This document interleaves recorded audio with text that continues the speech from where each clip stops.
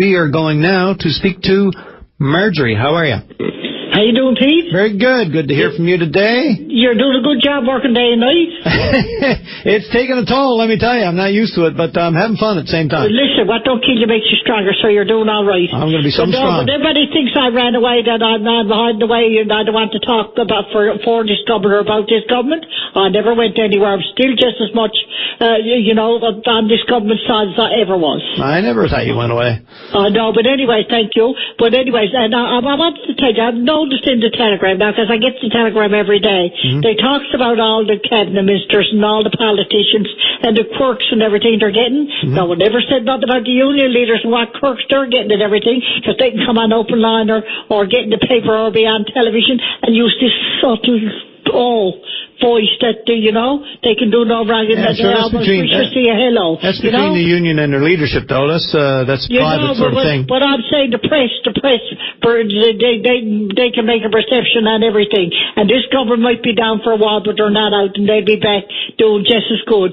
And what spoiled stuff, let me tell you what spoiled stuff. When people get greedy, this dental program that this government brought in, they never even heard of it across Canada. They're never so good in all their life. But when you get dirty, greedy, the dentist that, takes... You think they're milking the program? Oh, yes. And I tell you, but I want to take my hand, I want to throw a bouquet to a dentures, John Brown.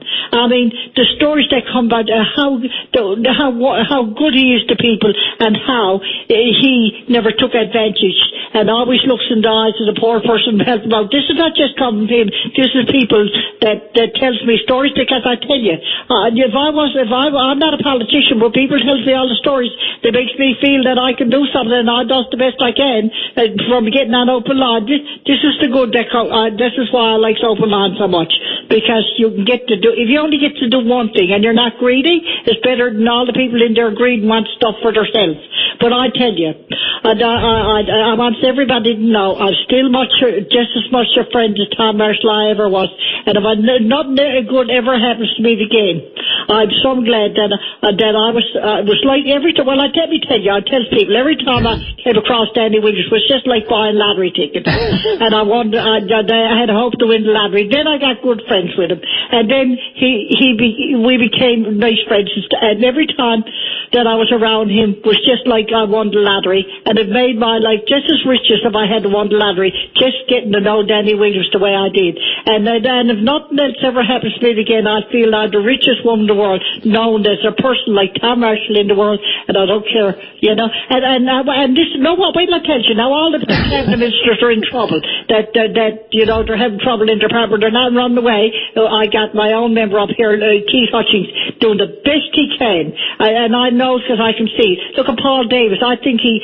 under all the stress and all the strain and all the cutbacks and everything. Let me ask you this, Marjorie. Let me interject. I know you're on a roll there. Okay. By the way, somebody says that you got to start mixing it up because they hear a lot of the same things as always about Danny Williams and Tom Marshall. I don't want to talk about anybody. Anyway, no, I'm just passing that along because they say you got to start mixing it up because they feel they can play your last conversation. That'd be the same as the one coming up. But I don't have nothing good to say about anybody else. But I thought I'd talk about, and Paul Lane is one of the better things I found. Yeah, well, and by the way, everybody misses Randy out there. Everybody come to me and they're really sad that Randy is gone, and they're really upset. They really missed him, so he did make a contribution. But I tell everybody, nothing good happened to you. Nothing good ever happened to me. Only through open line, the people get to know you, and you'll get to work and more people, and you get to do little things. So this is why all the good comes out. But I don't. Well, how am I going to talk to people I don't find are good? Now, how am I going to check? I'd like to find out. But I guess they're suggesting it's well established who your favorites are and how you feel about certain people, and they want you to talk about some other stuff. Anyway, no, I wanted to ask you this question. How do you feel about condemnation recently? And for instance, releasing major news late on a Friday. How do you feel about that? Because Danny Williams used to complain about that when the Eastern Health used to do it. Yeah, but anyway, some stuff I can't do nothing about, and no good at washing your dirty laundry public. Anything I don't like, I'll tell him about it. you know, and you do your best. These are human beings. These are human beings that are in that government. And when you're in the opposition, all you got to do is talk. You don't have to think. And if they think by putting opposition in there is going to make it better, it's when you're in government and you got to sit down every day and you got to be, when the good ones there, there's no trouble to find the good ones. Go in the parking lot and see the cars when they're burning the midnight oil. So Marjorie, I'm going to go out on a limb here, and I know this is going to be a shocker, but I think you're a little biased. No, I don't. But it's not you. I'm not biased. If anybody does wrong, I don't care. That rat bag John Moser, he ruined someone I cared about very much. That did a whole lot of work for people. And he wasn't a Tory. He was a Liberal.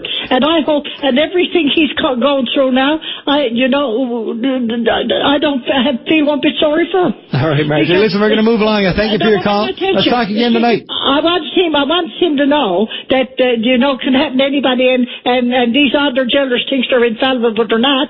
Anyway, yes, if I talk to you now, I'll continue. Absolutely. But I can't change the topics when I don't see anything else good.